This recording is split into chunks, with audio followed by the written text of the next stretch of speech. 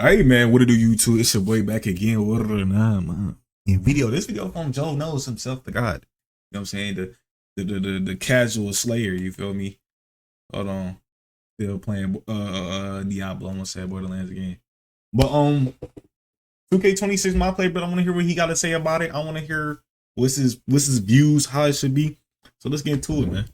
Now, when I say to you the most important aspect of any 2K game is blank, what do you fill that blank in with? Comment it down below. I'm curious what you guys think. Now, over the last few weeks on various social media platforms, the NBA 2K26 builder has been a hot topic. And I just think as a community, we have a flawed understanding of what makes a good builder. A lot of people are saying they want to go back to pie charts or archetypes, double archetypes. They want a completely new builder. They want to keep the builder system we have now. Now, whatever your thought process is, it's your opinion. You're allowed to have it. But I don't think people really understand, even past games, what makes a good builder versus a bad builder. The builder is not an isolated thing. The builder is not something that we can just say, I want XYZ builder and the game will be great.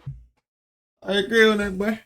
Joey, you feel me? I agree on that. Because if the gameplay is not good, we can have 2K15 builds with 2K25 gameplay. You will still not like the builds. So it depended on anything can work really in my eyes. I just don't want the players being too OD. You know what I'm saying? That's just me. You know what I'm saying? I still want my superstar. But I just don't want my player being too OD. You know what I'm saying? So my opinion, we can do triple archetypes. I don't really know. But we can keep the builder that we got now, add a little bit, add way more badges. I don't ever want to see 40 again. It's a bunch that we can do too. Because the builder is completely dependent upon the gameplay that comes with it. There's a lot of people on Twitter saying they want to go back to an old build system. Let's use pie charts for example. They'll say, oh, 2K20, there were so many builds I could make, and it was because of the pie charts. It was not because of the pie charts. It was because of the game. It was because of the gameplay. The gameplay was easy. You can't say it wasn't easy. We was shooting with 68, 67, 65, even 50s, 53 balls consistently. The game was just easy. The gameplay, that's really going to make it matter. But the gameplay working with the pie charts. The gameplay allowed multiple pie charts to be effective. For example, my favorite build of all time is my LeBron build from 2K20. That build had a 65 three-pointer. Now, if you took that build system and that build and put it with 2K25 gameplay, I would not be able to run point guard in Comp Pro-Am with a 65 three-pointer. It's just not going to happen in 2K25 gameplay. It just wouldn't happen. The gameplay would not allow it. Also, the thing my build did best in 2K20 was slash and playmake. It was a yellow-blue pie chart. I had half finishing, half playmaking. I was quick. I could dunk everything. I think he was 6'8" my build had about an 89 driving dunk. An 89 dunk on 2K25 is like a decent finishing build. Not super elite, not super trash, but right in the middle. So you can still dunk, but you're not super elite. My build in 2K20 was dunking everything, but that's what the gameplay allowed with an 89 driving dunk. An 89 driving dunk on 2K25 is night and day difference compared to 2K20. Now, it's a beautiful thing that every year we come together as a community to share these opinions with each other, and shout out to AT&T for keeping me connected with the 2K community. So the gameplay has a huge effect on what the builder is going to allow to be effective. And we've talked a lot about how the gameplay affects the builder, but even something as small as animation thresholds can affect how you view a builder tremendously. Let's think about 2K25. The cutoff for guards most people use is 6'4", because Garland dribble style cuts off at 6'4", and Patty Mills jump shot base cuts off at 6'4". People don't even look at a 6'5" guard for the most part. If in 2K25 they allowed Garland dribble style and Patty Mills jump shot base to go 1 inch higher, all of a sudden you would see a bunch of different guard builds that you haven't seen all year. So not only does the gameplay have a big impact, but also the animation cutoff thresholds have a big impact. And I agree with that. That's why with Glock 19, he said he don't want no for dribbling moves, he don't want no height caps.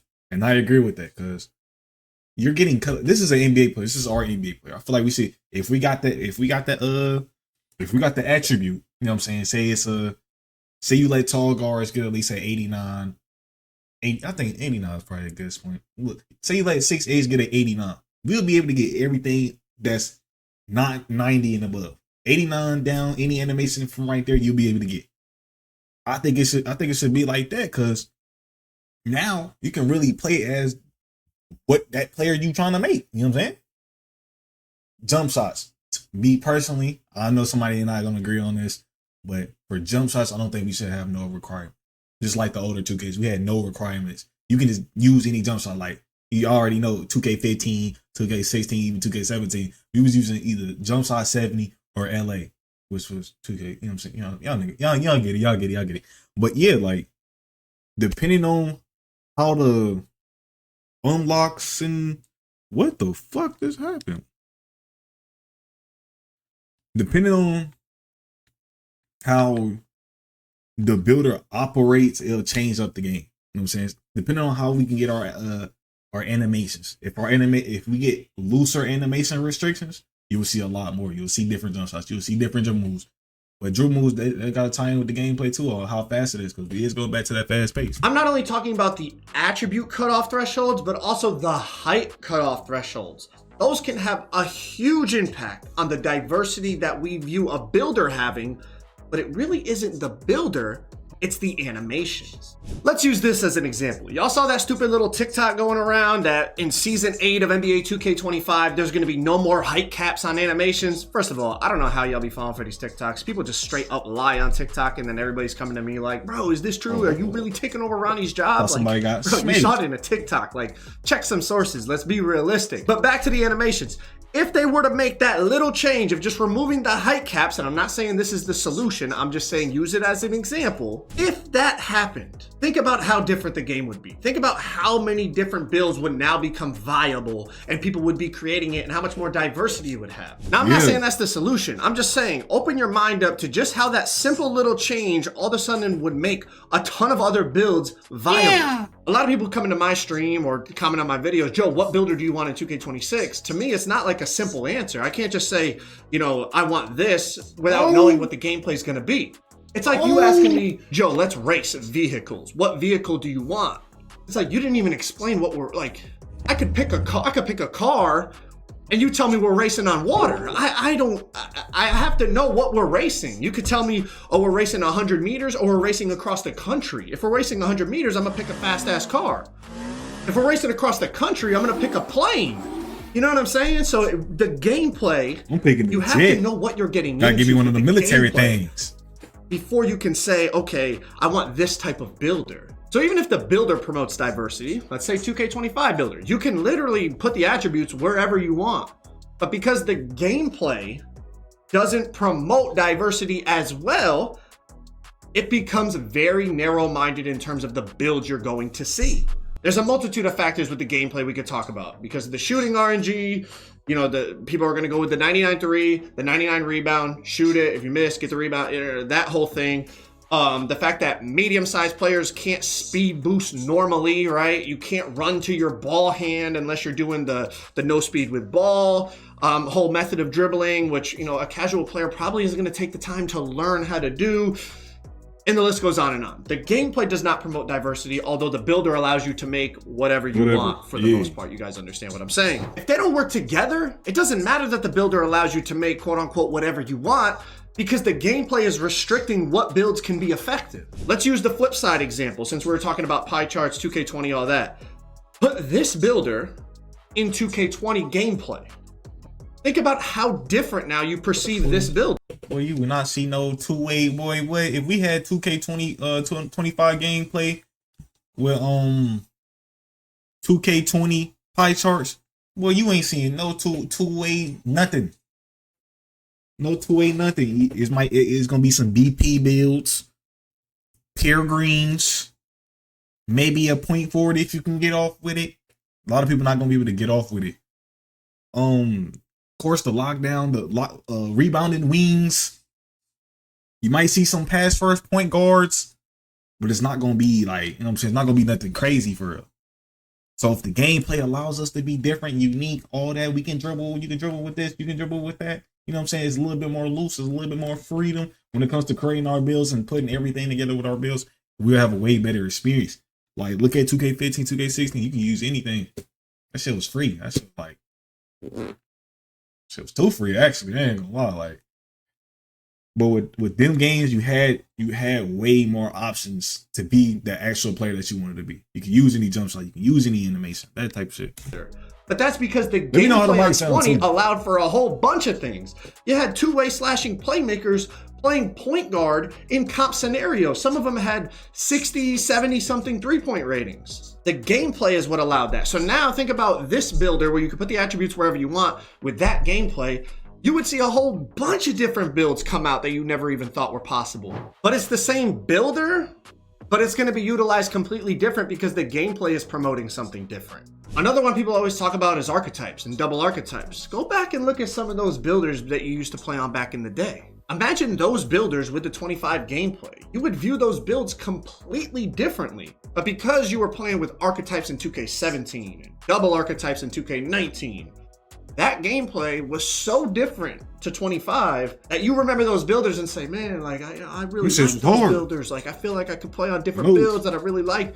The gameplay was allowing those builds to be fun, allowing those builds to be effective. The reason you would feel completely different about it is because the gameplay now doesn't promote things like it did back in the day. It's not just a builder thing. It's a builder gameplay harmony that has to mesh that allows for that diversity. Another example is pie charts. 2K20 had pie charts. So did 21 and 22. And 21 and 22 actually had more pie chart options. Because the gameplay on 21 and 22 was different than 20, it became very narrow-minded. On 21, it became strictly play shot, paint beast on the twos. But back on 2K20, you saw a whole bunch of stuff. You saw post lockdown, you saw shot creator, paint beast, shot creator, pop, stretch big type of build, facilitating finishers, two-way slashing playmakers, playmaking paint beast, double ISO lockdown, small playmaking shooting type of point guards with paint beasts or poppers.